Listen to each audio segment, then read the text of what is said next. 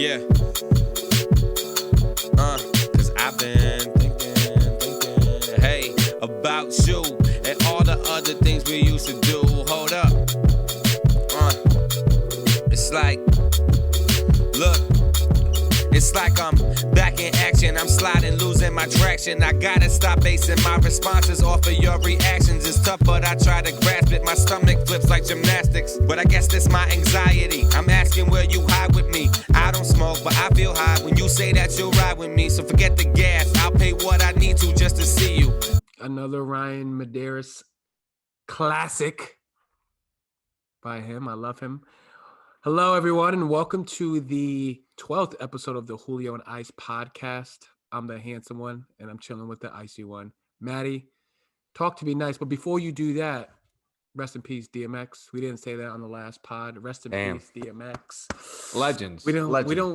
don't do that a lot on here, and I think we should. Rest in peace, DMX, man. He was definitely one of my favorite rappers of all time. I actually have one of his verses tattooed on my arm. What is it? At an early age. It was in the beginning of his song with Faith Evans. It's called I Miss You.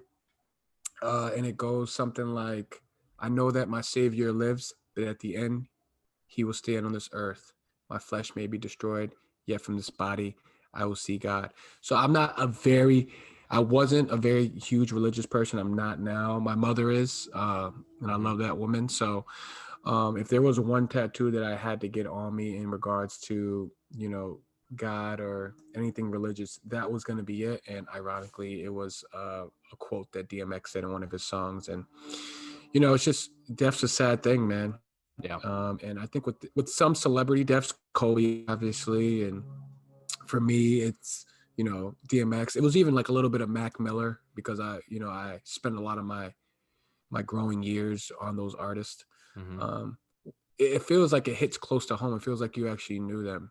And I just want to obviously send the condolences out to the family. We don't know them. I don't know them. I just know that they have a huge fan base. And I just think that it's just right. Mm-hmm. Rest in peace, DMX, man. Legend. A legend for sure.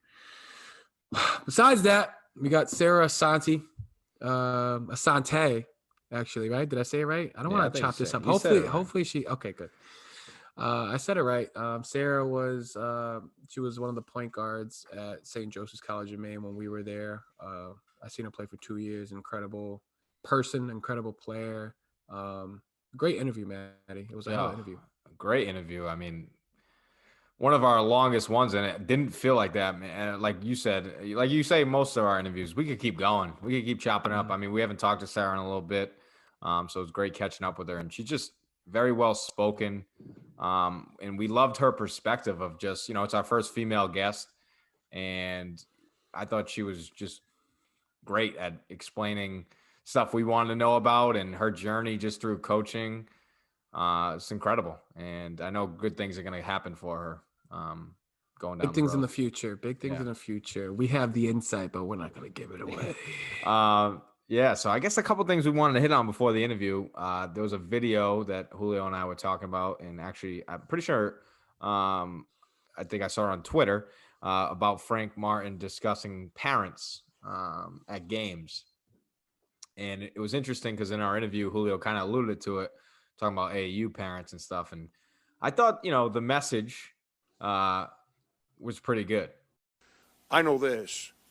I'm the most animated coach that you've probably ever seen when my team's playing. I go watch my kids play. I don't say boo. I don't wave my arms. I don't try to coach my kids. With all due respect to most parents out there, I probably know more about basketball than most of them. Okay? But I sit in the stands and I don't say a word. There's two guys refereeing a fourth grade game on a Sunday morning. What can they possibly be making? $20 a game? I used to do that. I used to make $12 for 10 and under, 15 for 15 and under, and 17 or 18 bucks for high school age kids. Okay? So on a Sunday morning, instead of being in church, those guys are out there trying to make a couple bucks to pay their bills, feed their families. Do you think they really care what fourth grade team wins? Do you really think that they like sat at home and said, I can't wait to officiate that game tomorrow because that one team, I can't wait to get that 10-year-old kid and embarrass him in front of people? Do you really think that's what they're doing? I don't try to tell my kid how they should play. You know what I tell my two boys when they come ask me, Dad, why are you asking me, man? I didn't run your practice. Go talk to your coach. But don't talk about your coach in front of me, man. Because if you are, then you're not playing basketball. You don't understand why you didn't play better? Go talk to your coach. I'm not your coach. I'm your dad. Somebody disrespects you, then I'm here. If you fail, good. Deal with it. I'm going to help you get up. But don't come talk to me about coaching. I do this for a living, man. I'm not going to criticize a guy that's trying to help you. And then the other part. So that's the officials. Do you think those coaches coaching fourth grade kids are making any money? So there's someone that's giving of their personal time on a Sunday for free to help others people's children, yet we're going to have the adults in the stands yelling obscenities at the officials, criticizing every decision the coach makes, yelling at the kids like the kids, they're 10 years old, man. Like if they were LeBron James and Dwayne Wade playing in the NBA Finals, like they know how to handle their coach over here and their parent over here yelling at them. Then we wonder why kids get confused, man, why kids rebel, why kids don't know how to listen. How can you listen when you got so many voices in your head at the same time? You know what life teaches you? Shut things off. And that's the part that's frustrating to me. It's if someone wants to be so animated when there's a basketball game going on, then go coach the team. Go run practices. Show up every day at 6 o'clock at night and run an hour and a half practice. And then you got your team to coach. Or be an assistant coach. Sit on the bench, yell all you want. I don't care if people on the bench yell at my kids. I got two boys. If they don't deal with my children, my children won't be on their team. My child acts up or doesn't do things the way that they're expected to do things by them, not me. And they let it happen, I'm taking my son off the team. I want my son to be challenged. Both of my boys, I want them to grow up. I want them to understand what life's about. But that's the part that's sad. I just think it's a powerful message. And I know something Julio said in the interview was like, I've learned from watching how poorly some of these parents act at AAU games, how you're not going to act as a parent. And I think in Frank Martin's message is like, he's one of the most vocal coaches there is. But, when it comes to watching his kid's game, he's not going to be a person that yells at the refs because, hey, these guys are coming out here trying to make a living, trying to make some money. Like, do you think they really care who wins the game? No. And B, not going to, reprimand the coach. And I think that's something my parents always taught me. No matter if the coach is right or wrong, you show respect. That's your coach. Mm-hmm. Right. And if you think something's wrong, have a conversation with the coach. Don't just go to your parents, and your parents should then, this is the society we live in now. The parents just complain to the coach. It's not how it works. It's not how it should work. Yeah. AU is, it's a necessary evil, as you would say, Maddie. It's really a necessary evil for recruiting and for players. But I think parents have taken a turn for the worse when it comes to it, because not only are they making their own team, but they're also kind of manipulating everything that happens within the AAU tournament. I think I've seen 1 or 2 fights already on Twitter. It's crazy. That fight was crazy. I mean, one of the kids was hitting the ref. It was wild. It was wild. And it's just like, when it's do embarrassing. Exactly. That's a word. And again, I'm not speaking on behalf of every parent, because there are great parents out there. Yes. We're speaking for the ones who are kind of already out there in the media. You know what I'm saying? Mm-hmm. Yep. I'm just not going to be that way. I'm just going to, I thank God for Frank Martin, who's obviously a well-respected and a successful coach at the Division I level. If he doesn't get your attention with that, then I don't know who can. Well, something's missing, Yeah. And I just think that it's embarrassing to see how people, and you see it at the high school level. Like, I think parents now, it's more than ever is making it harder for people to want to coach or to continue coaching at a school, because it's almost like as a coach now, you have to please parents, which that's not how it should be. Mm-hmm. That's not how it should be. I shouldn't have to worry about what parents are saying, what they're thinking. No, my job is to take your kid, Try to make him a better player and create an environment where we can be successful as a team. Not worry about, is Johnny's parents mad because he didn't get this many shots or this much playing time? It's like, that's not what it's about. You shouldn't have to deal with all that extra crap. You don't get paid for that. 100%. And I think you and I talk about it every single time. It's like, all right, when little Johnny is 24 years old and he doesn't get the job at IBM, are you going to make a call for him? Are you going to say, hey, I'm going to talk to that boss because he should hire my son because my son's the best? Yeah, exactly. Yes, Suzanne. Yes, you're right, Suzanne. Johnny is a great kid, but you know what? There's other great kids out there. Yeah, and you're just setting your kid up for failure, I think, because that's like, you just made a great point. That's not how life works. Right. When you go for a job, your parents aren't going to be in the interview with you. When you mess up at work, your parents are going to complain to your boss. Like, it's just not how it works. You're setting up a precedent for the rest of that kid's life. So, grateful for all the great parents out there that set their kids up, for success because they teach them the right things. And for the future coaches, I will be in the back. Future coaches, I will be in the back. I know a little bit about basketball, but I'm not going to interfere with your job. And taking your time of your play. Exactly. Yep. You're taking your time to coach kids. Like, respect that. I think one more thing before we get into the interview, great interview with Sarah.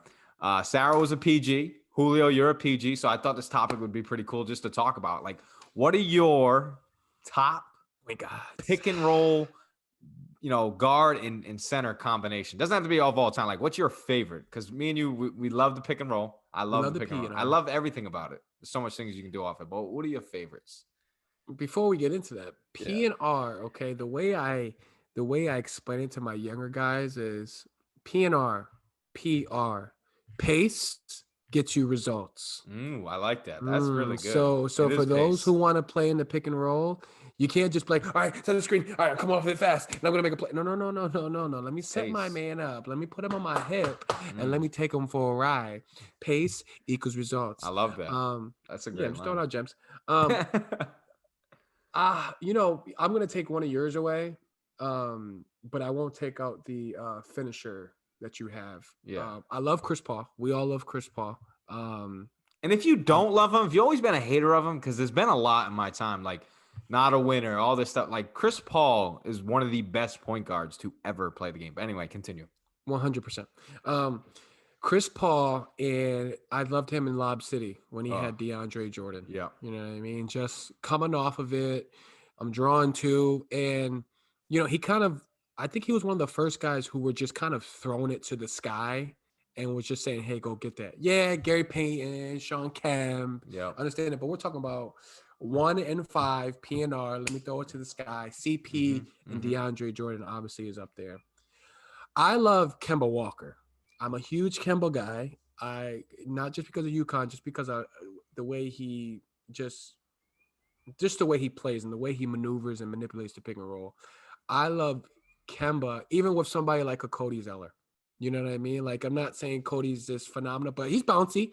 You throw it to the sky block, he's coming down with a sandwich and he's flushing it at the rim. He's going on the top of the backboard. He's making change on his way down, but he's not, he's not hailed and he's not really praised as much as he should. Not in the top 5 of all time or anything like that. I just love the way he set screens. I love the way he rose to the cup.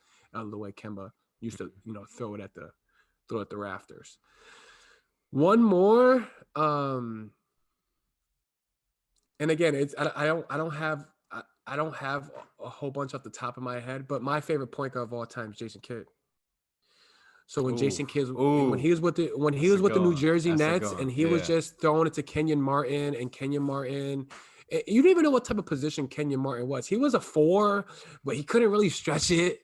You know what I mean? Like, he wasn't a pick and pop guy. He was kind of just like, I'm going to glass your shit, put it on the Windex. I'm going to run the floor, and J Kidd just throw it up to me, So I love that combination when they were in New Jersey with Lucius Harris, and they had who they had? They had Tom McCullough, they had Keith Van Horn, they had Kerry Kittles, Richard Jefferson. Kerry Kittles. Yo, they had a good squad. That was one of my favorite teams. And down where we're at, I didn't have pay-per-view, so I only had up to 50 channels. But Yes Network was on channel 39, so I always watched it.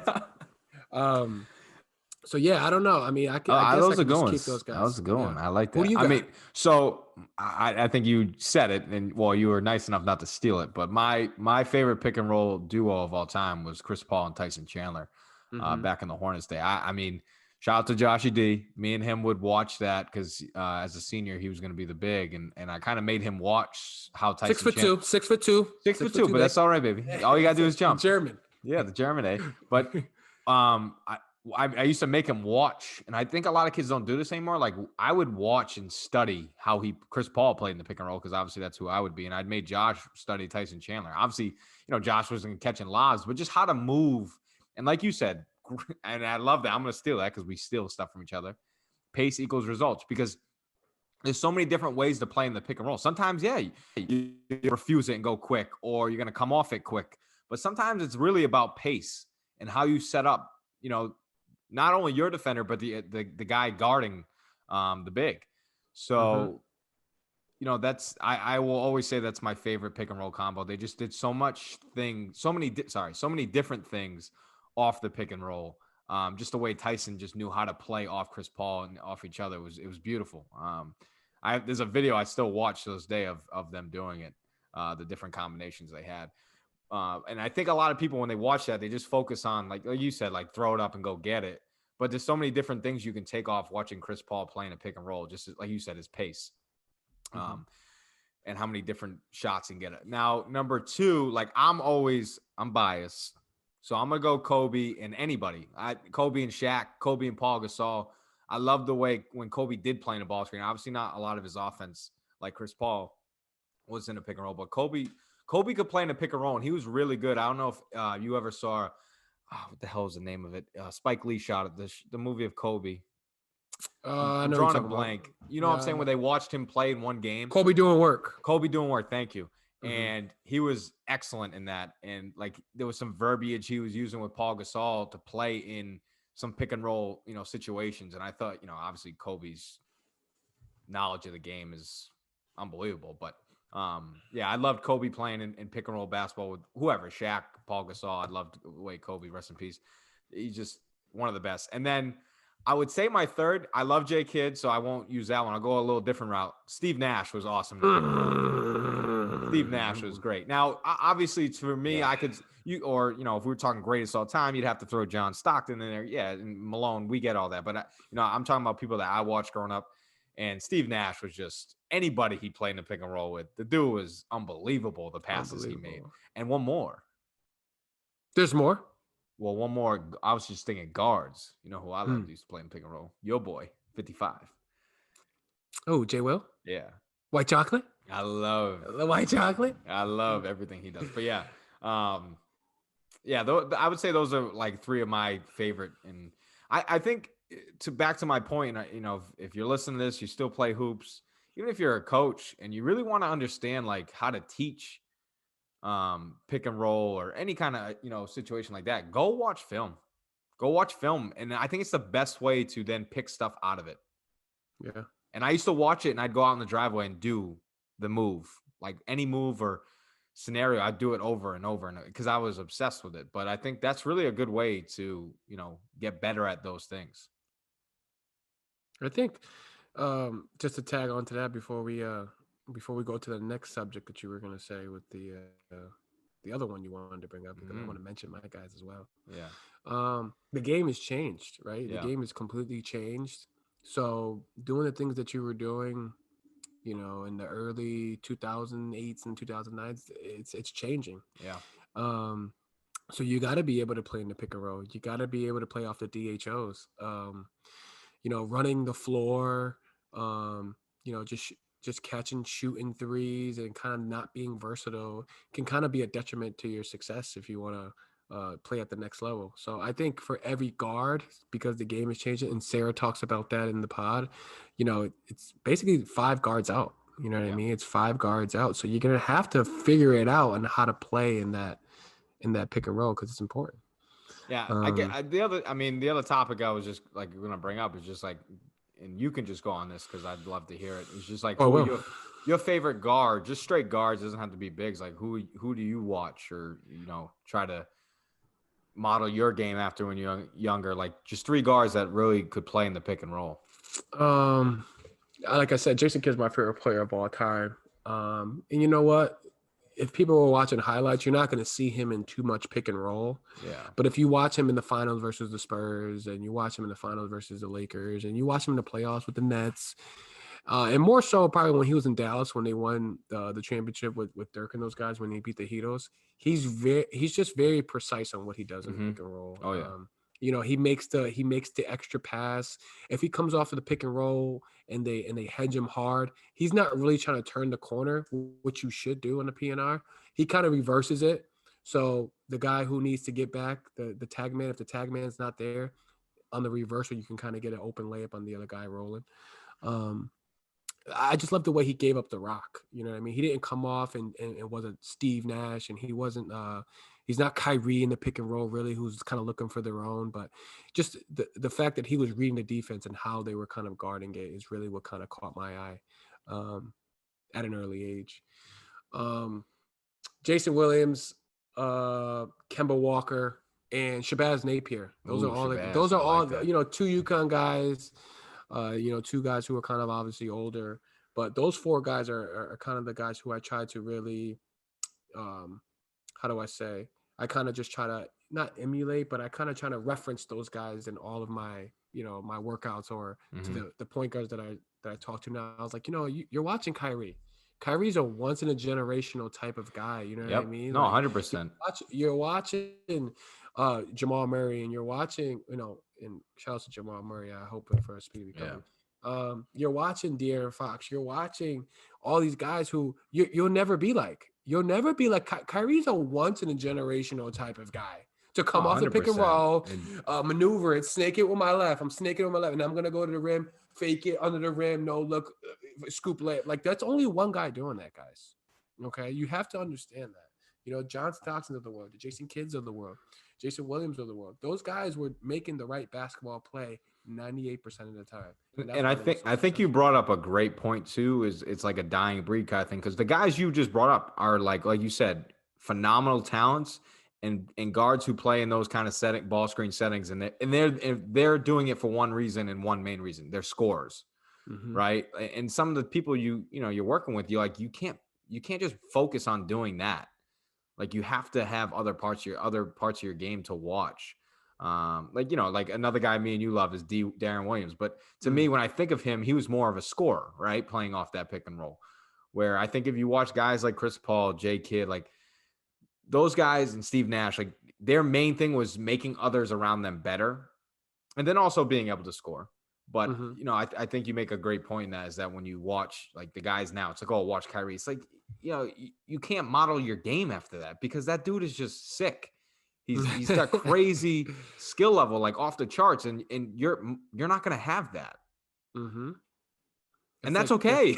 Yeah, it's okay. It's okay because no one else in the world is doing that. You're not gonna be Steph. You're not doing Steph type shit all the time. Yeah, and that's why I tell people like when I'm very, very particular on like how I love Kobe, and I tell them like go watch a Kobe video, but don't watch what I don't want you to watch is like him making fadeaways because that's greatness.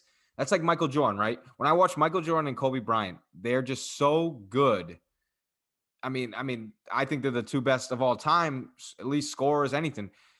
I don't watch the end result. What I watch is their footwork to get open, to make a move. Like, don't watch the end result. Don't watch him dunking the ball. Like, it's not about that. Watch the very simple things because that's what they work on. That's what they're obsessed about, their footwork when they're going ISO or whatever. Like, don't watch the end result. And that's why I tell kids, like, I'm serious. When you watch this, just strictly watch their footwork.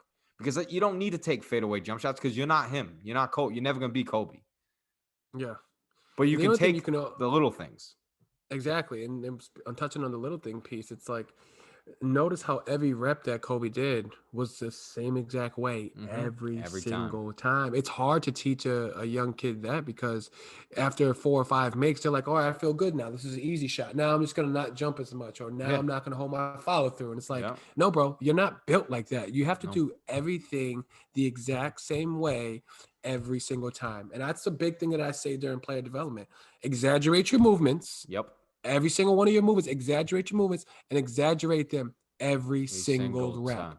Every rep. I mean, the fact that they would say Kobe would go into a pregame shoot around for an hour and do the same move for an hour. Think about that. You just said like your kid will do 5 reps. Yeah, I'm good.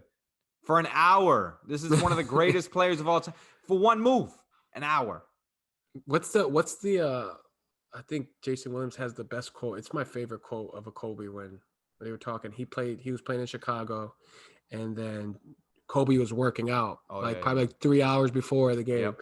So Jason was like, all right, I'm gonna get some work in too. So he watched Kobe work out, and then I guess when Kobe saw him, he went out for like an extra hour, and he went up to him after the game, and he was like, yo, like why'd you do that? He was like, I saw you come in, so I had to show you that fucking time. And look at that shit.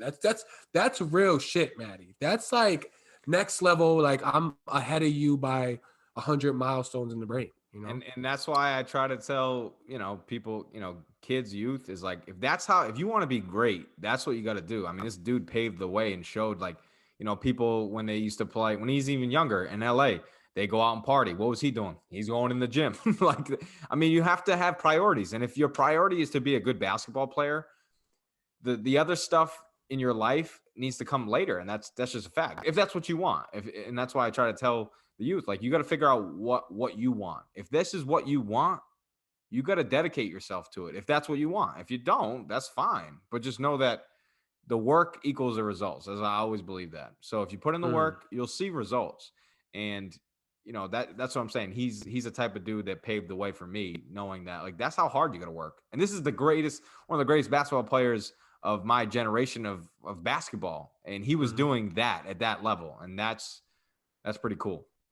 That's pretty cool. So for those who don't know, watch a little bit of Kobe doing work. You know what I mean? Yeah, they got to really pay homage, man. You do the work though, and you get what you want, and that's what Sarah was doing with her coaching career. So let's get into it, Maddie. Let's get into the interview of Sarah Assante, St. Joe's alum, PG, assistant coach. Joining us live now is an alumni from St. Joseph's College of Maine, one of my favorite PGs of all time, and our first female guest on the show. What episode are we, Maddie? Can you say it again for the fans? I believe this is 12. Episode 12, and we finally got our first female, and ironically it has to be an alumni, Sarah Assante. Did I say it right, Sarah? Yes, you did. Yes, I did. Sarah, what's going on? Talk to me nice or don't talk at all. How are you? I'm doing all right. Just it's off season now, so back to the recruiting grind and trying to figure out what my next steps are. For those who don't know, Sarah played PG, obviously, and we don't have many minorities up there in Standish, Maine. So I obviously was drawn to Sarah right when she came on campus, and her playing style and in a monk uniform. And I just want to say, Sarah, me and Shawnee Jones, we used to do this thing where when you guys would play pickup, and we would have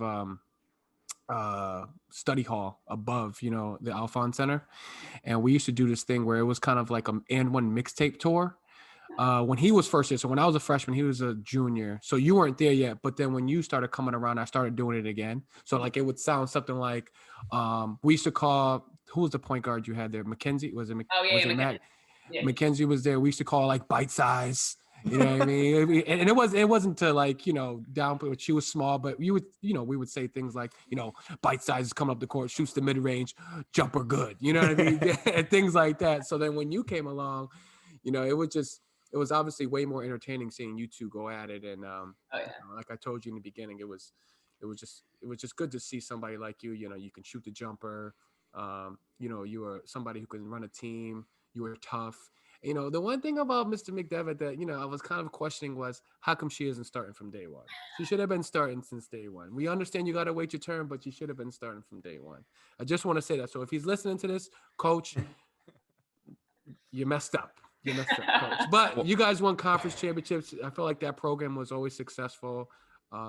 Kudos to you and your career there. Before we get into your coaching career, I want to just bring up some stats because that's just the type of guy that I am. Right. And I'm going to bring them up. You won 2 conference championships, or did you make 2 appearances in the championship? 2 appearances. One junior year. Got a conference title in 2013, 2014. And you became the 3rd player in school history to tally 500 buckets, 350 boards at 5'8", One. I'm being generous. 5'4", 5'4". Come Oh, on. okay. I'm sorry. I didn't mean to. 5'5" on the roster. I'm stupid. And 250 helpers. So the third person school history to tally those before you started your career. What I wanted to add, and it just made me think of this. Do you remember what we used to do when they were playing? Like if they played before us, what we used to do? Like fantasy, we'd draft. Oh yeah, we get fantasy points and stuff. Well, the funny thing is, I remember about Sarah, and it's funny to this day because if I watched a video, I can see Sarah in the video because they did it for one of our games when I was a senior, and she drafted me, and I scored like an and-one basket, and she's like on the side going like this, and-one, and I laugh every time I see that because it just reminded me that they started doing the same thing we used to do. So we do a little fancy draft and get fantasy points. Get fancy. It was awesome. I'd be like, Stevie, pass the ball. So, Sarah, you graduated in 2015, a year after Maddie, 2 years after me, and then you start your coaching grind. Now, obviously, we're interested to hear a lot about that, not just because you're an alum, but because you're dealing with women and women college basketball for women. You go to SMCC. Why SMCC, Southern Maine Community College, and not go back to your alma mater and do St. Joseph's? Yeah, I think right after I graduated, I had the opportunity to, potentially see if I wanted to play again or continue playing, or, I was an accounting major and I had some jobs lined up that paid pretty well. So I was like, I think I'm done playing. I just want to start my life. So I took an accounting job, and, I don't regret it, but it was one of those, damn, I miss basketball. Like I always was in the gym trying to coach AAU, trying to coach high school. I was playing like 5 days a week, which was amazing. Oh my God. And then, it was a blast. That's cardio. Yeah, it was the best days of my life. And then, one of my friends, or not at that time, but someone approached me, was like, I want you to be on my coaching staff. And I was like, I'm an accountant. I work 80 hours a week during basketball season. Like, I can't do that. And she was like, literally come to anything you want. I just want you on my coaching staff. This is Katie Bergeron, who's still there. And I think after like the 5th time her asking me, I finally was like, all right, it's right next to my office. I can do this.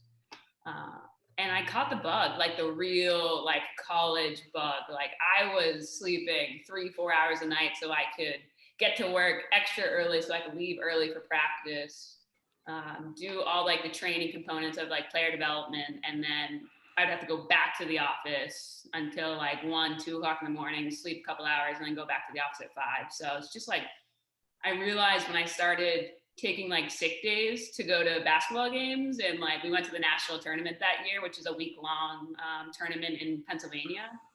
I took like a whole week of vacation during tax season, which is like a major no-no. And I was like, if I'm doing this, I need my job. So I like, as soon as tax season was over, like I quit, and I was like, I'm going to figure out how to get into coaching. So definitely SMCC was like my jumping off point of getting into college coaching. Being a tax consultant and a basketball coach, that's scary. That's scary. That's scary. Listen, if you were working for me, I don't know what I would have done if you would have went on a week leave if I need these taxes. Well, I'll definitely tell you, I definitely said that I played the sick card a couple times, and fortunately my boss was like a huge germaphobe. So anytime you're like sick, you don't come into the office. So I definitely played that up, which is not good, but I wanted to coach. That bug is a real thing. You watched Last Chance U with the coach talking about how infatuated he was with the game after he became a college coach. It's a real thing. Yeah. You know, I mean, when you're indulged in it, and you said you were doing player development along with your recruiting, everything, that it must have been a challenge. So you go to Noah LaRoche after that? You go to Noah LaRoche in Integrity after SMCC, or how does that transition? So after SMCC, I went to Regis College, and I was a graduate assistant. I was the first assistant for the women's basketball program. And midway into my first season, I get a call from Noah, and previous to that, it was actually funny because Regis is in the same conference as St. Joe's now. So Santa Cola, they had an away game at the place I was at. Now I saw Santa Cola, I was talking to him. He was like, what do you want to do? And I was like, I am like willing to do anything, go anywhere. I love the player development, film breakdown stuff. And he was like, oh, okay. And I didn't think anything about the conversation. It's Santa Cola. I was just happy to see him. And then like 3 days later, I get a call from Noah, which was awesome. It was just really cool, and say like, hey, come out whenever. And, you know, at first I didn't take the opportunity. I was in the middle of my season and he wanted me to come out right then. And I was like, I can't do that. Like, you've been working too hard. And then I fortunately got a call. He was like, call me whenever you're ready. And I gave him a call and I went out there, which was awesome. I think, Julio, what you just said about the Last Chance U, because I think I've seen the clip like 100 times of the coach. I think it's Coach Rob, right? Yeah. And he does say that it's like, you know, when we all played basketball, like that love is like, it's hot, it's heavy.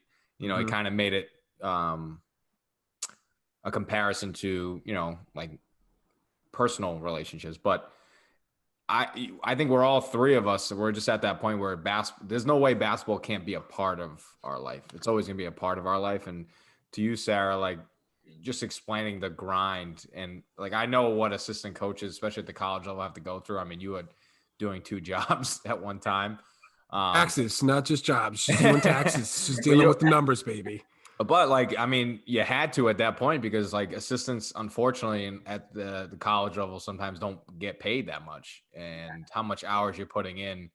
And then I think the point of you just bringing up like Noah, you know, asking you to come out, it's tough, like, because he's pretty much asking you to drop everything and go, which you're willing to do. But even when you went out with Noah, it's not like you're getting paid to go out there. You're going out there to get the experience and knowledge and everything you can do. So, I mean, after the season was done, that's what you did, correct? You just kind of dropped everything and went?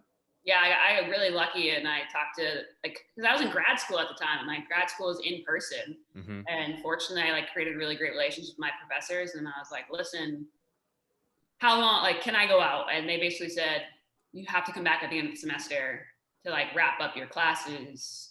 So they're like, you can go out for 4 weeks.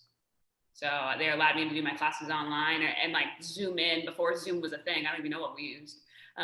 But like they let me go, and I was really fortunate. And I had a former player actually that was living in California that was a nurse. And I was like, Brittany, and it was like 5 minutes away from the facility. I like lucked out like none other. I was like, Brittany, I'm sleeping on your couch. I will be out of the house at 6 a.m. You won't see me all day, and I'll come just to like sleep. Like, I really tried not to be there because it's first base, and it was my player too. Like, she just graduated, so I was like, this is kind of weird. Sacrifice. It's a sacrifice. Yeah. I luckily, speaking of taxes, like I just got my tax return, so I had like $800 that I could like spend, and I rented a car. I got a bike, and sometimes I biked to the facility, and sometimes I drove to the facility if I could afford it. So it was really like, you're doing this because you want to, not because you haven't, like, you're not getting paid. You're not getting kudos. You're not getting like free vouchers for food. Like, you're going out there because you want to learn. Yeah. So what were your biggest takeaways from working with Noah? Like the experience, I guess, or the things that you took away from it? Definitely how detailed his practice plan was. So at the time we were working with Dinah Taurasi, and she could only go about 45 minutes because she was dealing with a back injury. It was before her back surgery too. So basically 45 minutes, he would start the clock, and we would get thousands of shots up in that time. And it was just like so strategically planned that we didn't have to waste time of like changing up the drills that we were doing. Like, it was like one right after another. Him watching the NBA, taking footwork from the NBA players, sending it to Dee before the session even started, so she saw that what we were going to work on, so we could just get right into it. So it was just really cool to see how he could watch the game of basketball in other forms and figure out how to incorporate it into his teaching, his style. and not even teach it, because obviously Diana Taurasi is a legend. She knew how to do all this stuff. It's just like making sure that he could communicate in the best way possible to her, which was quick, concise, and we got it done. It was awesome. And you worked with Diana for that entire time that you were down there? Yeah. The entire time? How was that did you build any type of relationship? Was she approachable, or is she just kind of, I get in the gym and I'm going to work type of thing? You know, and that's what I was really worried about. I was like, you know, it's funny, Meg Daigle, she used to talk to Noah about me a lot. And he was like, why can't women come in and like rebound? Because essentially that was what I was doing. I was either rebounding or I was passing or I was filming. Like I wasn't really doing a lot. And Meg Daigle was like, girls can do this too. Like, why are you only like asking guys to come out? So shout out to Meg Daigle. She helped me with the door, and Petsy, obviously. Of course. But yeah, it was just, you know, it was just essentially, I'm going to be there and I'm going to stay quiet. And the first day she walks up, Noah's like, hey, this is Dee. And she daps me up. Like, of course. I was expecting to be like, you are not to be seen, heard. You're just there. And she walks up, she asked me about St. Joe's. She asked me about my career, what my future is, and what I want it to be. She was amazing. She was unreal. We had such in-depth conversations about AAU and the switching of teams that kids do all the time, just jumping and how it's going to ruin the game. And it was just so much. She was awesome. She was so approachable. And it helped that you were throwing fucking dimes to her for her stance to jump. I know you were giving her the laces to shoot open jump shots. So. Well, it's actually funny. There was two other kids that were there that were like local community college players. And he used to like switch out. He's like, all right, you can be a passer. And this kid couldn't get the tempo down. And he was like, no, it was like, all right, Sarah, you're just all-time passer. Because it's just like, you're just throwing and you just have to like know the rhythm that she wants. And it was funny. Some people just don't know how to pass. That's the real thing. Pass the rock. Know how to pass the pill.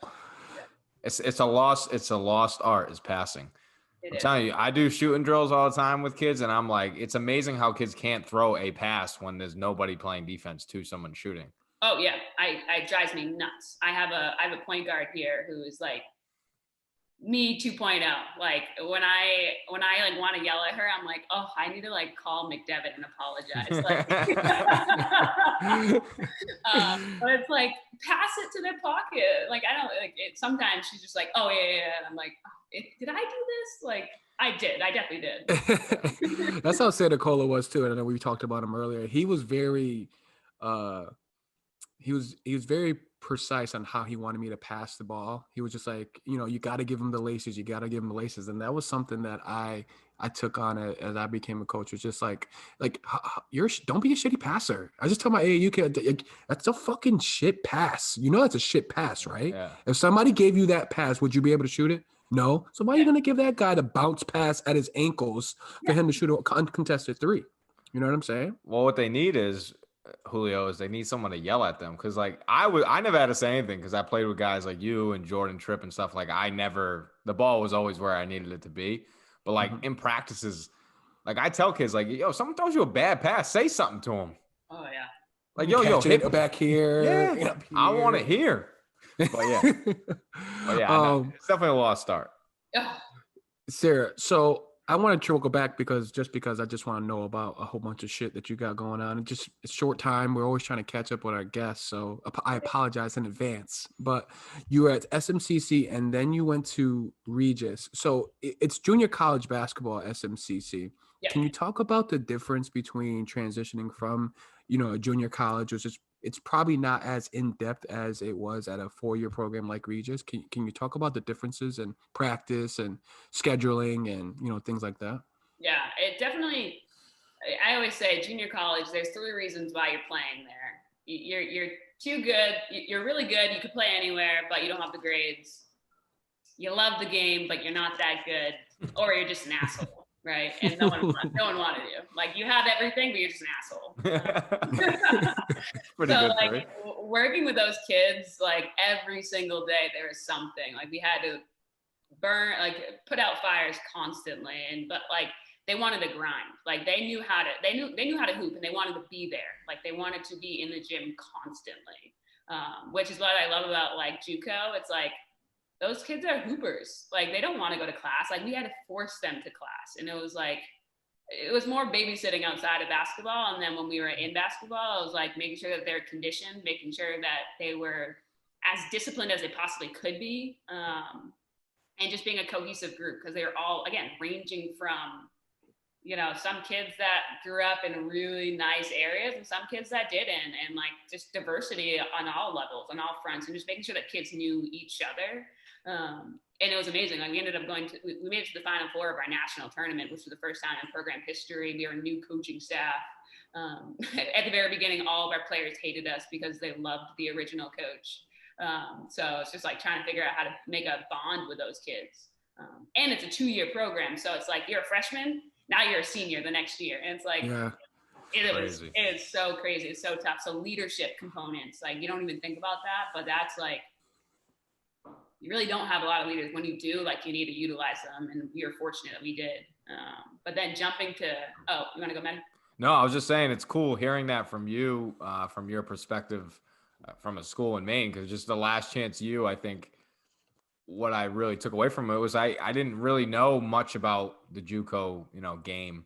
And Julio, we had a guest on, one of his buddies who kind of shared his JUCO experience. It's very cool to hear how different it is and the challenges it is for a coach, because just the way you described it, you have to, especially you guys, since you're a new coaching staff, you had to kind of create a culture quick.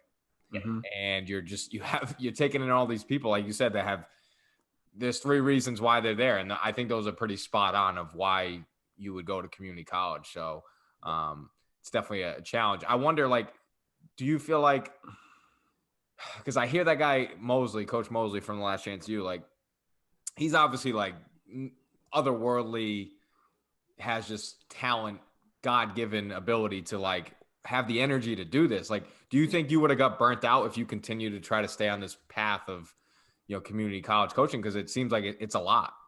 Yeah, it's funny. My best friend that I worked for, she's still there. And you do get burnt out, but at the same time, it's like, as a coach, you're more than just a coach. You're more than X's and O's. Like you're creating relationships and you're impacting kids' lives. So it's like, you're getting that more fulfillment at the community college level because those kids need you.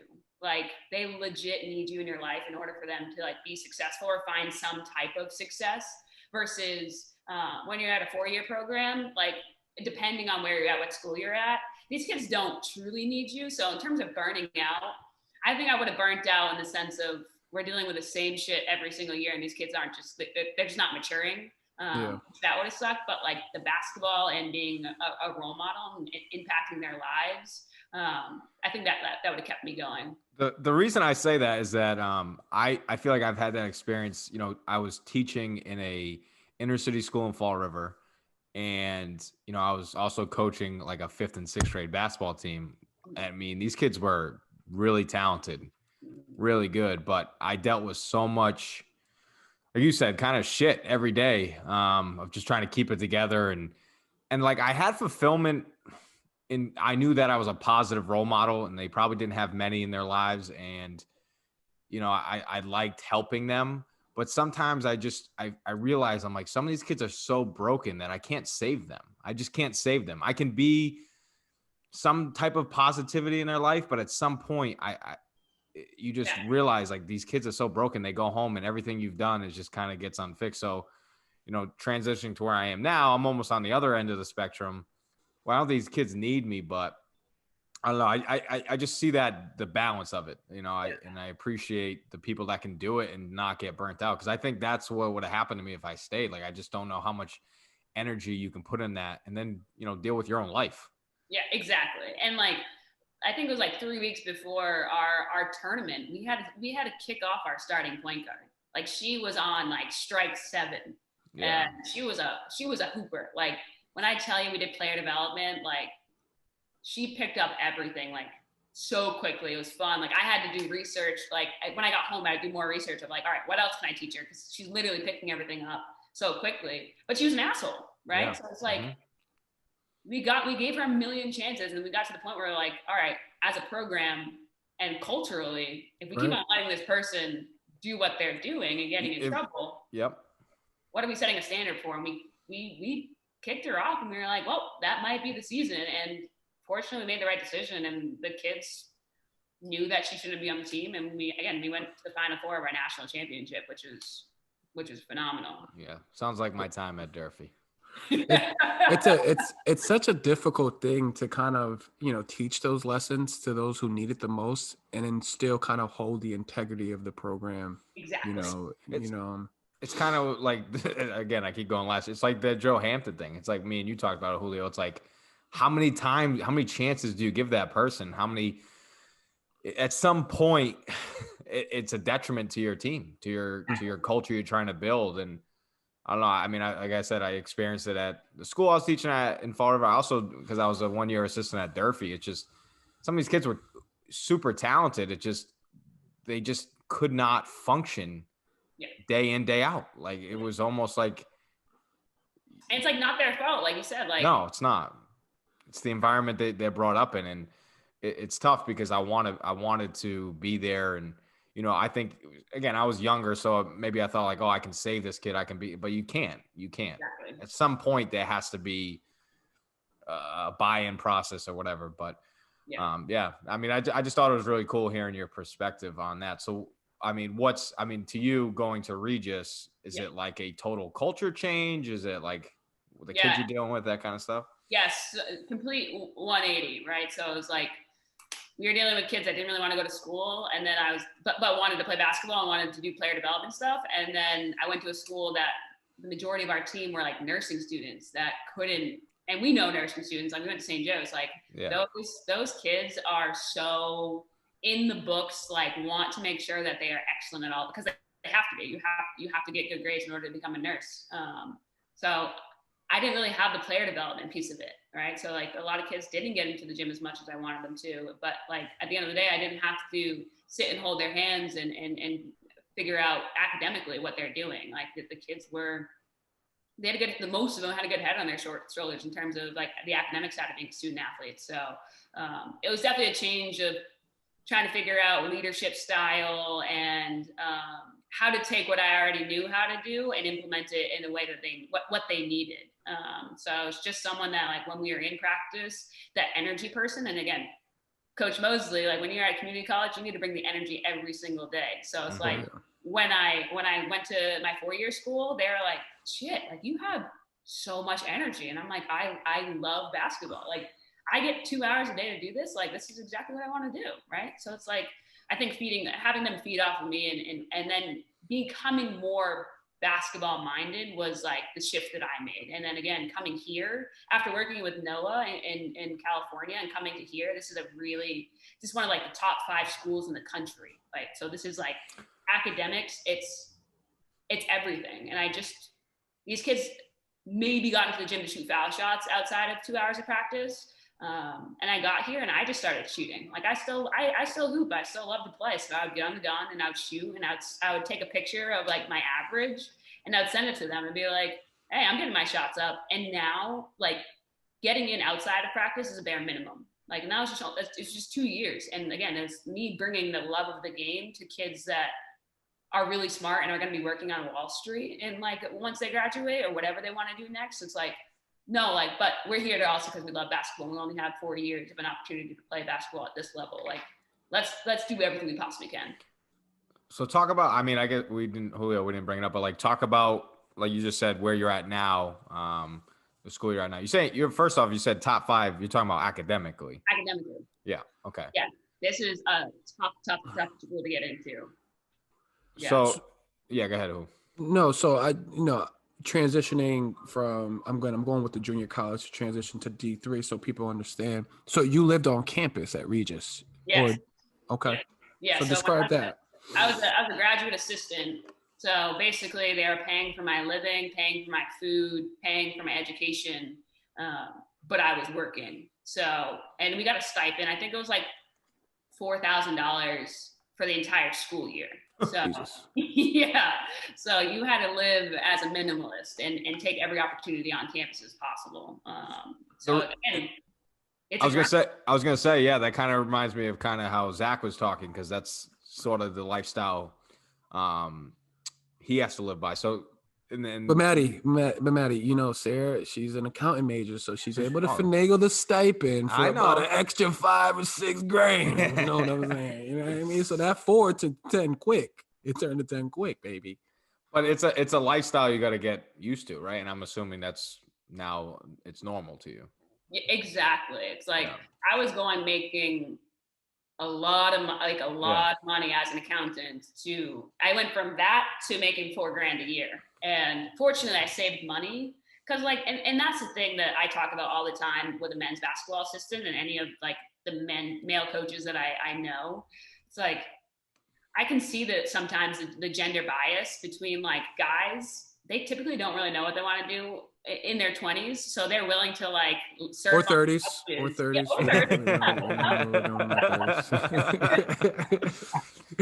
Like they can surf and figure it out, and I can see sometimes on the women's side of like society, you have to figure out what you want. So when people are asking like, "What are you doing?" And I'm like, "Oh, like I'm a basketball coach." They're like, "Oh, what else do you do?" And I'm like, Yeah.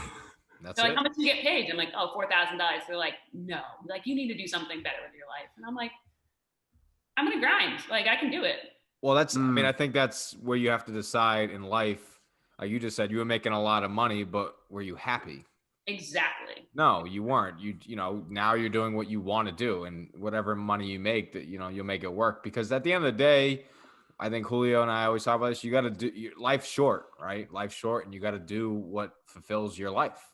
Exactly. If you're not happy, you're not going to do it passionately, and then what's the point of doing that and living that lifestyle? So yeah, I have not made a lot of money since I've left my accounting job, but every single day I love going to work. Like I get to work early. I stay at work and stay extremely late and come back. And then when I come home, I'm doing film or I'm watching the NBA, I'm watching the WNBA, I'm watching women's college basketball and figuring out, oh, that's cool. Like drawing up plays, seeing footwork, and just figuring out how to implement that into where I'm at. So at Regis, so when you were there, how was the rest of your coaching staff? Were they kind of indulged in the game like you were? Or are they kind of just like, hey, listen, we kind of get the athletes that we get. They're, you know, academic driven, and we kind of got to like instill basketball in them for 4 or 5 months, and hopefully we get the best? Or was it kind of just, you know, you do what you do and I'll substitute and I'll do the rest of the stuff? Yeah, I think specifically at Regis, that was like a pretty well-established program.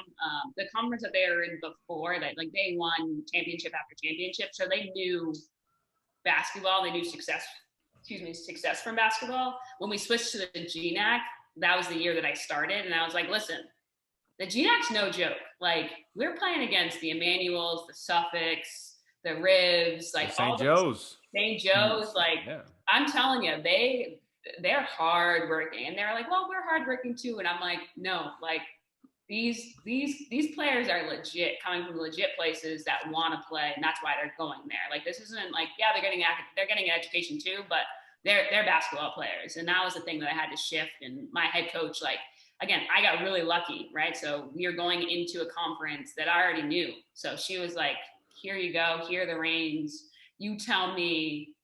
She's going to do it. She's going to run it, but you tell me how we need to operate. So again, when it came to like playing style and scouting and recruiting, like we got to level up on recruiting. Like we didn't have to like get kids that liked basketball. Like we got kids that were like really good basketball players. And like, I think the 2 years that I was there, the 2 recruiting classes, like I brought in 2 rookie of the years, because it's just like, if we want to play, if we want to compete, and you guys want to see success that you did in the last conference, like, we got to get better, and that means recruiting better kids so you can play in practice against those really good kids.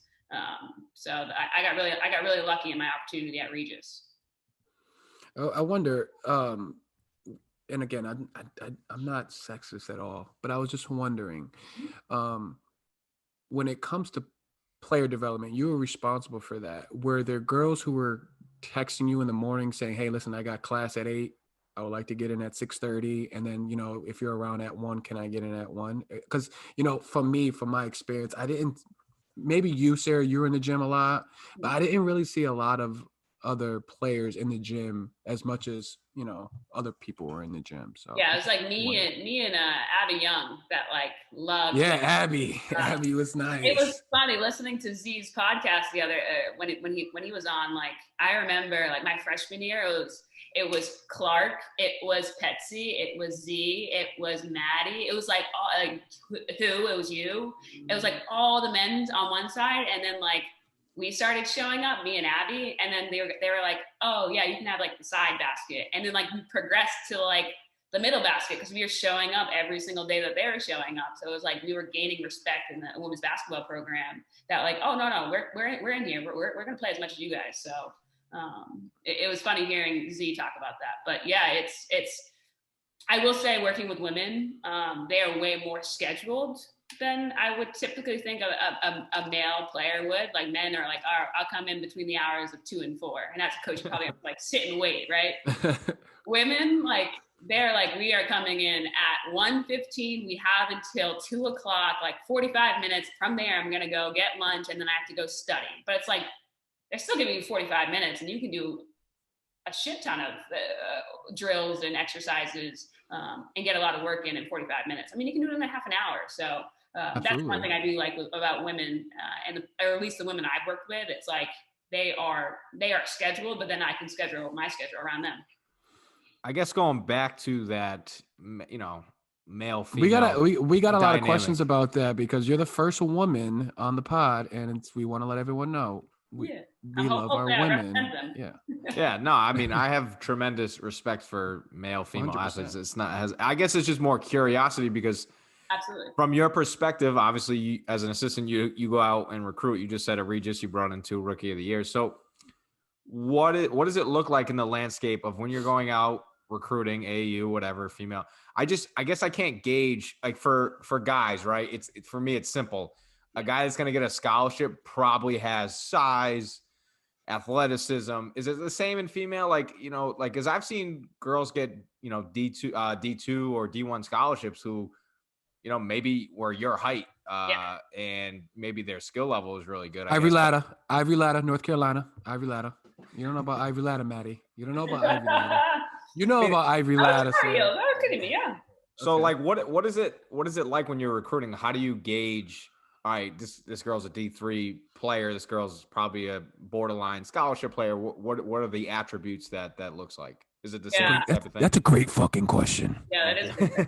Well, I tend to dip my toe in the scholarship players first. Like we start recruiting really early. Like we're started looking at kids when they're sophomores.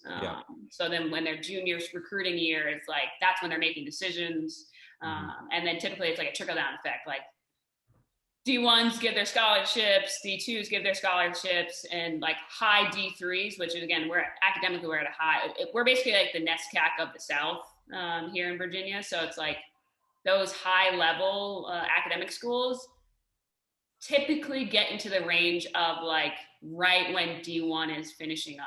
Like where we don't have to wait our turn, which is some other D3 schools, like they're waiting to like put their class together probably end of December of the kids' senior year. Like we're pretty fortunate in the sense of we get a gauge, we try and bring them on campus middle of their junior year, get a pre-read done, which is like just figuring out if they can get into the school or not, and then try and make offers by the end of the summer going into their senior year. So we're trying to have to make decisions then. So we're pretty fortunate, or I'm pretty fortunate that I've worked at the schools that we don't have to like wait till May 1 to figure out who's on our team. But in terms of like skills, if we want to recruit tall kids, like 5'10", like 6 footers with skill, like they're gonna be. We need to have like a major connection, like to the school. Like you're not gonna get those kids, but like the 5'10", 5'11", who isn't quite there, but you know that you can grow them skill wise.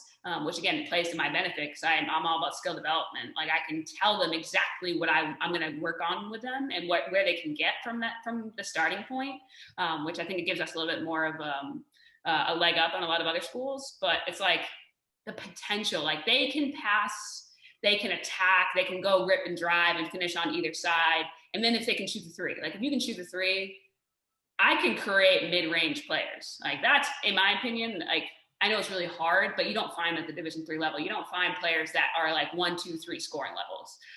So if you can be crafty around the rim and then be able to shoot a three, I can get you in the mid range. So that's what I really typically look at is like those kids. Again, the 5'9" to 6 foot range. Like that's what I'm looking for.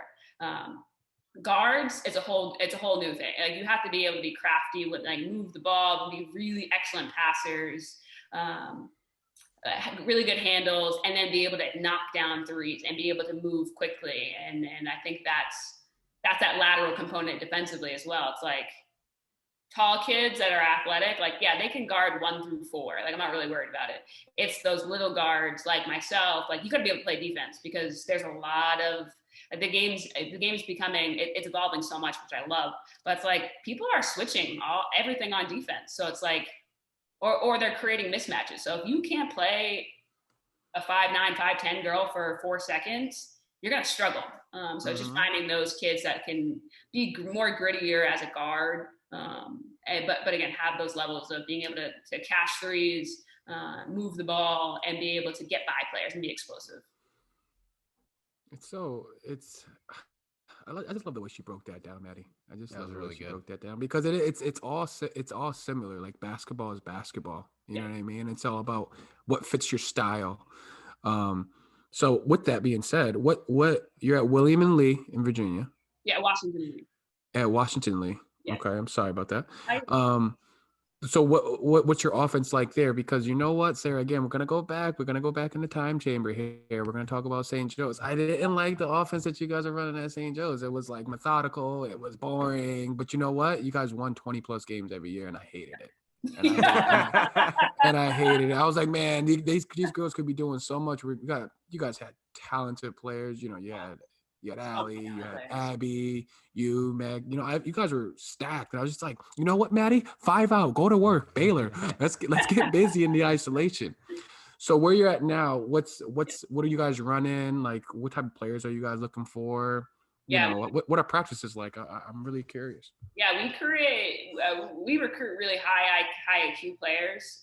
Like we want them to be able to think for themselves. We don't want to have to control the game. Like I think that's something that it is, and we can bring it back to St. Joe's. Like that's something that I don't love. I don't love like controlling our players and making them be robots. Like that's just it's just something I don't think benefits a lot of kids, especially when you have kids that can make decisions quickly. So our offensive style is we either play 5 out or 4 out, 1 in, but it's a lot of ball screens, pick and roll situations, reading, kick out threes, drive, attack. Offensively, that we really just let them play, and then if they do become stagnant, we have sets that they can just get those initial movements out of. But from there, like we're really lucky. We don't have to have very much structure here for our kids to succeed. Like they just want to play, which is awesome. Defensively, it's like we're straight, like man-to-man, player-to-player. You know, we switch a lot. Sometimes we play pack line. Sometimes we play up in passing lanes. It just depends on the matchup of the other team that we're facing. And we do a lot of scouting to make sure that we're prepped and ready. Because that's another thing. High academic kids, they can take in a lot of information. They want a lot of information. So our scouts are like 4 or 5 pages long, and because that's what they want. They want to know all of their tendencies and how to exploit them, which I just love that too. Yeah. Sarah, how did you go from Regis to now in Virginia? How did that connection happen? So we have a convention. It's called the Women's Basketball Coaches Association, and we have a convention during our Final Four, much like the men. And you know, I just got really lucky. The head coach I was working for at the time at Regis is really well connected. And that, I'll tell you, conventions. If you've never been to a convention, you have to go. It is coaches gone wild. Like it's a networking, and it's all about like learning and growing the game. But at night, it's wild. You had to prep for it. Like I was like knocked off my feet. It's wild. Like you wake up at 8 a.m. You do the educational components from 8 to 4. You have like a cocktail social hour from like 4 to 5. People go do dinner, and then 8 o'clock to like 2 a.m., 3 a.m. We were in Tampa too. So it's like Saucy Boulevard all over. It is wild. But like if you can hang, that's where you get jobs. So it's like, you just be able to talk to the coaches that have had a couple, and if you can engage in conversation with them, and then just make sure that they remember you, like that's what it's all about. Why did you want to take this opportunity and move to Virginia? I mean, it's a big move from being in a New England person your whole life, and now you're in not the South. I guess it's sort of it's the South. South. Trust me. Yeah. I have this argument all the time with a lot of the assistants because we're all from all over the country, and I was like, trust me, below the Mason-Dixon line, which is Virginia, like we are in the South. Like there's like blatant racism here. Like in New England, there's some like racism, but it's kind of hidden. Yeah. Down here, it's like all out in the open. What a country we live in. Anyway, yeah. Right. So what made you want to make that move? Like what was appealing about this school and being in Virginia? Yeah, I mean, again, being a graduate assistant, you only have 2 years and then you're out. So that had something to do with it. Like you got to find a home, you got to find a home quick before your opportunities run out. So again, right after convention, which is again during the national championship game, you know, like you start making phone calls and people start calling you. You start getting on people's short lists.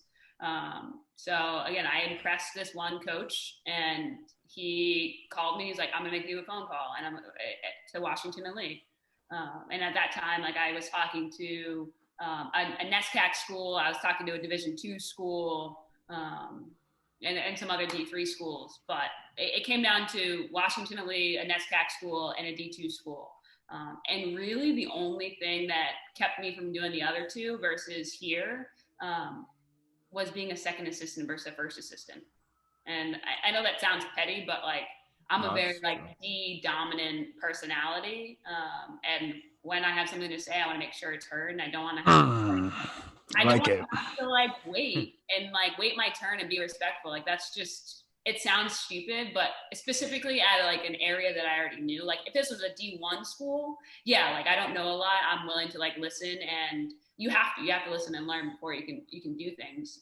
But at the Division III level, I felt like I was a really good assistant, and I knew my value. So it was like, you know what, I'm gonna go to a place where I don't know regionally, so I can help expand my recruiting database and get to know some North Carolina recruits and AAU coaches, because North Carolina, everywhere you look is a basketball player, and it's so they're good, they're ballers, and I love North Carolina for that reason. And New Jersey has a lot of ballers, which is awesome. So that was like a really big thing, and compensation came into it too. I was going to get paid more here. Housing, I didn't have to find housing, and you know, I just think it came down to first assistant, first second assistant, and I took a first assistant opportunity. And then the guy that we had last on the pod, his name was Brendan Phelps. He's a Division II coach. He talked a little bit about that, about being an assistant, and how you're kind of, especially if you're new, you're kind of tied between a rock and a hard place if there's other assistants, because you don't want to be a yes man, and you have all this knowledge that you're trying to give out that sometimes you don't know when's the right time to say it. Have you ever gotten, probably not with this coach now, but in Reach, have you ever gotten into a little something with the head coach that was kind of just like, hey, listen, I may be right here, even though you're the head coach, I may be right here, and that's okay, because that's what coaching staffs do. Yeah. Oh, definitely. I think if you're always agreeing with your head coach, it's either you guys come from the same coaching tree and you like everything's the same, or you're not helping the program. You're not helping your players. Like you have to be able to, argue and disagree, and then find a common ground of it. So again, me being a D dominant personality, like I always think I'm right until I get proved wrong. Like, and again, it's not the greatest quality, but it's one that I have. But I've definitely come in both programs that I've worked with. It's jiving and trying to figure out how to articulate in a better way. Because sometimes I just come out and say it like, hey, we need to be like, what are we doing? Like, we need to be full court pressing. Like, get this one point guard tired, because they only have one good point guard, and by the time she gets tired, she's not gonna make good decisions, and then they're screwed. But we're a half court team. We don't really press that much, and so it's just like figuring out a way to always bring it up in different ways. until you get an answer, or maybe not. So fortunately, I've always, it's a lot of give and take. Sometimes I leave frustrated, but like at the end of the day, they are the head coach and it's their program. And, you know, again, I've worked at programs that are really successful. So we don't have to make massive changes. It's really just like small tactical changes, which I'm grateful for. Do you, because I told Maddie this all the time, do you get like a little riled up sometimes where you're just like, you know what, lace him up? What do you got? What do you got? I think I'm still in that phase. I got like 4 or 5 more years to be like, you know what, I'm not going to play anybody. But, I'm still in a phase where, hey, listen, if you're not doing this right, check up. Let's go. Quick game to 3. I'm about to bust your ass real quick. I do that with my players all the time. Sometimes they're like, is this what we really should be doing? And I'm like, I'll show you why. I will tell you exactly how I'm going to score on you. And that's why it's important. So it's fun. And again, I'm not as old as both of you. I'm younger, but like, damn. Take it easy. My body's breaking down. We don't really play that much here, especially due to COVID. So it's like, I got to pick and choose my battles. I'm not playing 1v1 as much as I used to. Well, the kids at my school know if I got sweatpants on, probably means I ain't about business. But when they see me with shorts on, it's over. That's awesome. Coach is getting into his bag with his shorts on today. When I get the shorts on, don't ask questions. Take notes. Sarah, have you ever thought about transitioning into the men's game at all? Not really. So I actually, my original coaching tree started with Rick Simons, which I know you guys know Rick. I coached AAU with him, and he used to give me like boys AAU programs to work with, which was fun. And he always said I can do it, but I don't know. I think on the women's side, I think it's a little bit more appealing. I'm gonna make a knock on men, but like, go ahead. Women have more emotional intelligence and are more mature at the college age. So I don't know. I think I like it on this side rather than on that side. I know I could do it. Noah, again, working with Noah, he basically was like, where do you want to go? Like, what do you want to do? You want to work in the NBA? Like, I have connections in the NBA, and it's like, I don't know. I just really like the college level, and I really like working with women because, again, that's that role model, like representation piece of it too. It's like you're impacting those kids, especially being a minority too. It's like a lot of these kids don't have people in their position in the positions above them that they could probably potentially turn into. So it's like I think it's more important for me to be on this side to help with the representation piece and be an impact to the kids I get to work with versus, trying to go on the men's side. And again, being able to, I can talk the talk, I can do it, and people are going to respect me. But it's like, again, how much are you really impacting those kids? I think it all comes back down to impact as well. Spoken like a true vet. Spoken like a legend. Sarah, you're a living legend. You're a living legend. One more question before we get into our either or. I know you've watched our either or segment. AAU, you've been doing a lot of AAU. You've been watching a lot of AAU. Give me 3 things that are pet peeves during the AAU. Because you know what? I got 30 and I don't got time and we don't have time. So I just need 3 because it just started like last week. Pet peeve. You had a tournament. You got your notepad. You're scouting. You're recruiting. Yeah. What is the 3 things that piss you off? Communication. So if someone's like just focusing on their person, their player defensively or offensively, like I'm a shooter, I don't really need to do anything else. That drives me nuts because it's like, it's a 2-way game, right? And a lot of times in the evolution of basketball, which is phenomenal, it's like, you can't just be a 5 anymore, right? You can't just be a 1. Like, you got to be versatile. And the kids that refuse to change, like, X immediately, and you can tell. Like, it's like the kid that just sits in the corner, pouting, body language, like, and then again, playing really hard defense, but like not communicating with anyone else. Like, that's like an X for me immediately, because it's like you got to be able to communicate in order to play at a high level. A college game, like no matter what, high school to college is such a major transition that if you can't communicate, if you don't have like just the base route of communication, you're gonna fail, or you got recruited into a program that don't ask you to communicate. Me, I'm all about communication. So if you can't communicate even a little, you're not gonna play for me, and therefore point of recruiting that kid. Bad body language, yelling at teammates. Ooh. Not happening. Okay, so what you list off 4 right there? What about what about the parents? Are the parents still involved because of COVID? Are they still around during AAU? Yes. Well, fortunately for COVID, like we really haven't seen a lot of parents, but yeah, that's another thing. So like if kids are looking at their parents during a game, done.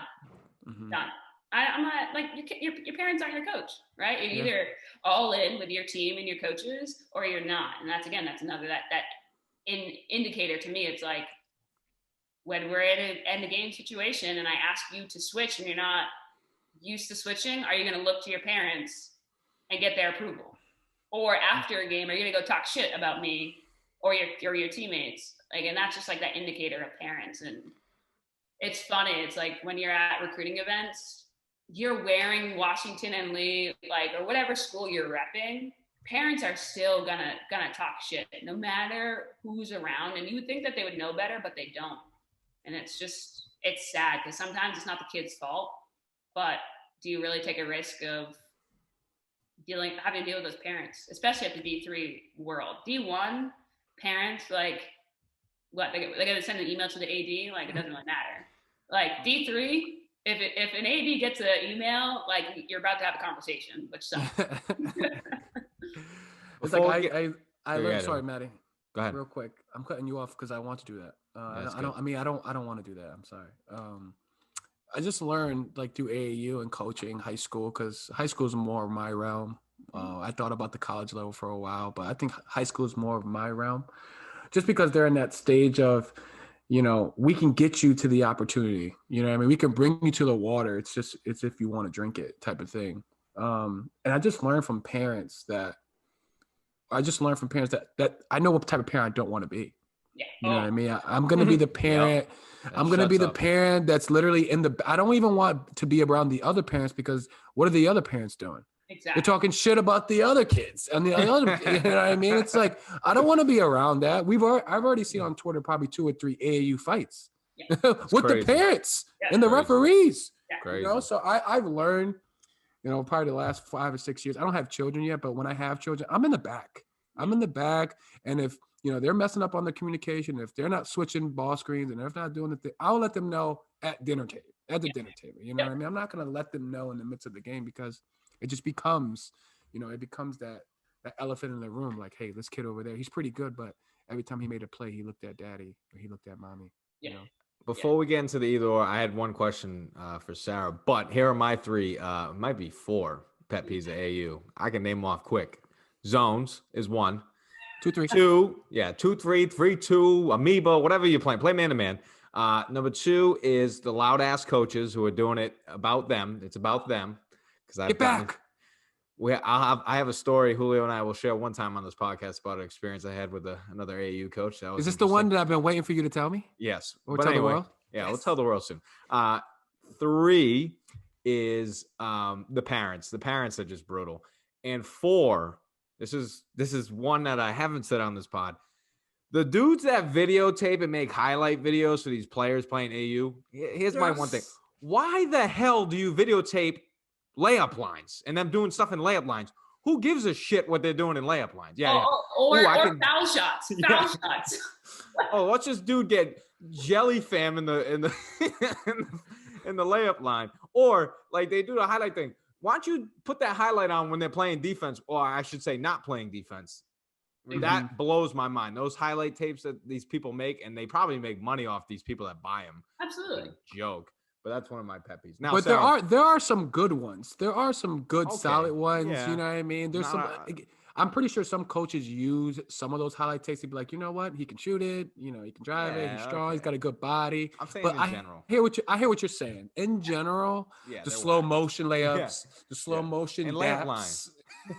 I'll tell you this. If any parents, if any kids listen to this, you got to impress the coaches in the first 15 to 30 seconds. Oh yeah, 100%. If you don't, if your video is 2 to 5 minutes long, there's no coach in America that can sit and watch. Like you have to do something in the first 15 to 30 seconds. And I know that's like seems really short, but it's not, because clips should be only 3 to 4 seconds. So you can have like some quality takes But again, layup lines, foul shots, or sometimes like we get emails all the time here of like, watch my film, watch my film, watch my film. And like the first one is like a great steal and they're running down. I'm like, okay. And then like it cuts out. I'm like, oh, so you hit the layup. You bummed it. You bummed that. Smoked layup. Before we get into either or, Sarah, I just had to ask you, you're talking about national championship. I watched the women's national championship game, probably because I had, some money on Arizona because I took them to win because I love underdogs. What do you have to say? I think the Arizona coach, I loved everything about her, how she, she was getting criticism because she did the middle finger thing in the huddle. Like, no, she shouldn't do. No, I liked how she was unique, to the point. She was about being her. She, what do you have to say though about that last play she drew up? Championship on the line, 8 seconds. I hated the play. That's the shot you get. I didn't like it. I mean, there wasn't a play. That's the There wasn't. No, it was terrible. You had a timeout too. They were trying to get it to the best player. Obviously, right? Absolutely, which is what you should, right? At the end of the day, like if you don't put the ball in her hands immediately for her to make a decision, that she might not touch the ball in the 8 seconds, and then it's a waste. And why bring that ball screen? I'm pretty sure this was a while ago, but they brought that ball screen or a dribble handoff. You bring in 2 people to double your best player. You got to spread people out. Come on, sweetie. That's the thing. So come on, sweetie. Come on. Like Arizona, like I loved it. I love the coach. I think she's amazing, and I really love the whole game. And she's so fine too. I want to just. I love her. I love her. Come on, I love man. her. But I'll tell you, the rest of the team choked. The rest of the team choked because. And again, Stanford at the very end, they interviewed them, and one of the players was like, yeah, I told my teammate, go, I will cover down. And she was standing in between 3 Arizona players. And then there was someone on the opposite right side corner that was just standing there with no one on them. So Stanford had 3 people on their point guard, on the best player, and Arizona stood there, which is just like that didn't put Ari in a situation to make a good decision because no one was moving. There was no off-ball movement. There was nothing. It wasn't even like an ISO, which you put everyone on the baseline and let her go one-on-one. Like there was nothing. And I feel it was, and she still got a shot off and almost made it, which is like, that's how like on fire she was in that game. But like Stanford, when you can just say, go, I'll cover 3 people, just knows that there's nothing else. And Arizona was expecting Ari to win it all and just wanted to be a spectator. And that's the thing that sucked about it. Yeah. Is when the going got tough and the game's on the line. You find out who. Are you fight or flight? Yeah. And a lot of them were flight, which sucks. But it was an incredible game. And all power to Arizona and Stanford. I love Stanford. I love Tara Vanderveer. If I could coach any type of style, it would be Tara. It would be what she does. She's incredible. I love Paige on UConn. That's my favorite player. But who doesn't love her? She's amazing. And I'll tell you, I'll say one thing too. Baylor versus UConn. Was it a foul? Okay. Yes. Listen, hold on. It's a foul, but it was not called in the entire game. So you can't call it. You can't call it at the very end just because it's the end of the game. Like I think the officials did exactly what they were supposed to do because guess what? 3 possessions before that, like there was like a slap to the face against one of the UConn players. And it's like, that wasn't a call. It wasn't a call all game. And I love how Gino called out LeBron. I loved it. Yeah, exactly. LeBron crying. LeBron, you cry all the time, bro. Is that what he said?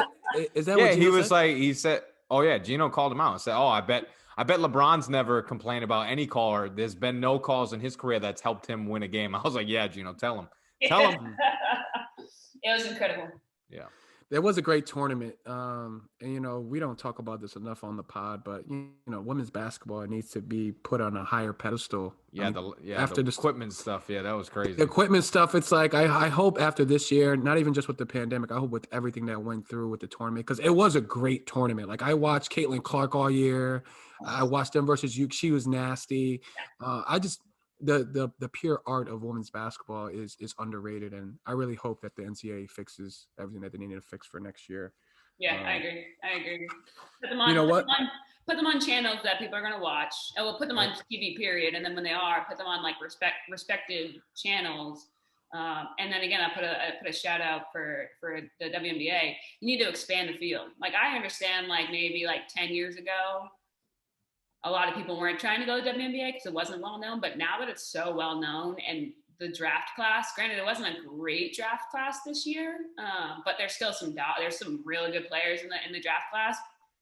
Like if you're drafted first round, you might not still make the team because there's only 12 teams with 12 roster spots. So it's like expand the WNBA, get them at least 20 teams. There are 20 teams, so people have an opportunity to play, because there are a lot of players that just got drafted and was really excited that probably aren't going to make the team. That's a great point. Well, and it sucks too, because their seasons are short, extremely short, and then they have to go overseas right after. Exactly. You know what I mean? A lot of them do that. So, like I said, I hope the NCAA fixes it. I hope the WNBA fixes it, because women's basketball it's legit. It's legit for sure. Absolutely. Sarah, we would love to talk to you some more. Obviously, we can keep going and talk about Lake Sebago and all the good stuff, but we're at a time restriction because Maddie's he's tapping on his computer, so we got to get going. But before we do that, either or, we give you two options. You pick one. Okay, don't even think about it. All right, here we go. Crocs or flops? He loves asking this question. Crocs, dude. You been rocking Crocs? Sarah's always been a Crocs person. Let me see what's going on. Okay, you got the fresh black on blacks. I like those. Always. I just picked up some turquoise ones. I'm about to get some baby blue ones. Even at St. Joe's, she always had Crocs. Come on, bro. Absolutely. I didn't know that they were like a hit back then. They weren't. Okay. But I still rock them. Yeah. Oh, trendsetter. We got a trendsetter on here. iPhone or Android? iPhone. Shorts or sweats? Sweats. Sue Bird or Diana Taurasi? Oh, Sue Bird. Sorry. Paige Beckers or Caitlin Clark? Paige. Paige or Diana Taurasi? Diana. Oh, it's been a topic of conversation. I don't know. She won every award known to man this year. I think she won some men awards. That's how good she was. That's how she's nasty. But Diana, put it this way, Diana got paid $2 million from her Russian team not to play in the WNBA for one season, 2015, I think, or 14 season. Like, that's how good she is. I do remember that. I definitely listen. DT, that's my girl, man. DT3.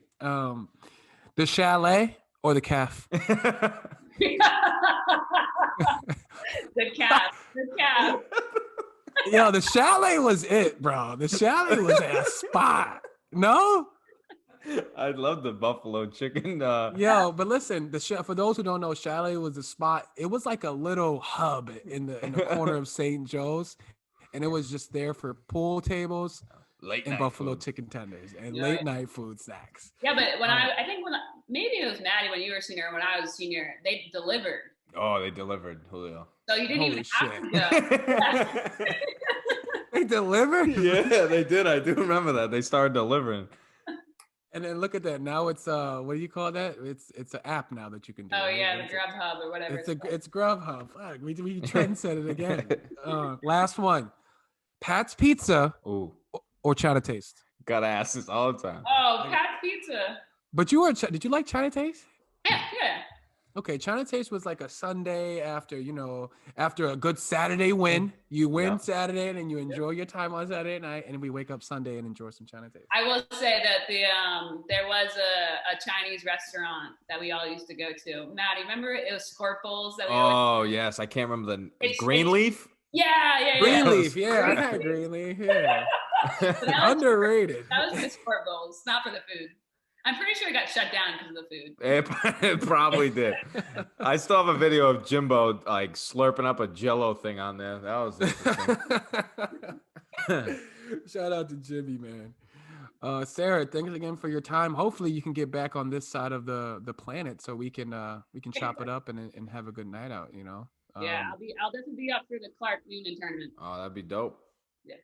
Hey, listen, we're filling out our roster. We may need a PG. You know what I mean? But listen, on this team, Sarah, I don't pass. I passed for Zach Blodgett, if you're hearing, get the fuck out the post. I'm not feeding the post no more, bro. Get out the way. It's ISO time. You know, it's ISO summer. Okay. Just so you know. I'll pitch it to you. You got to give it back though. Sarah, always a pleasure. I hope that we can obviously collaborate soon and, you know, keep doing what you're doing, sister. We love you. You guys. Yeah, thanks for coming on, Sarah. This was great. Sarah. Yeah, good seeing you. But I know that you will be true, so I'll hold you closer, closer than ever. Thunderstorms and all of this inclement weather. That's what it's like when we're apart, when we're not together. I'll always try to make it better, but can we try to make it? And I know when you're laughing, plus I know when you fake it. Cause I've been thinking about you. You know, no. Yeah, you know, no. You know. You can't fight it. You can't fight it. You can't fight it. Cause you can't fight it. Hey. Yeah. And it won't stop.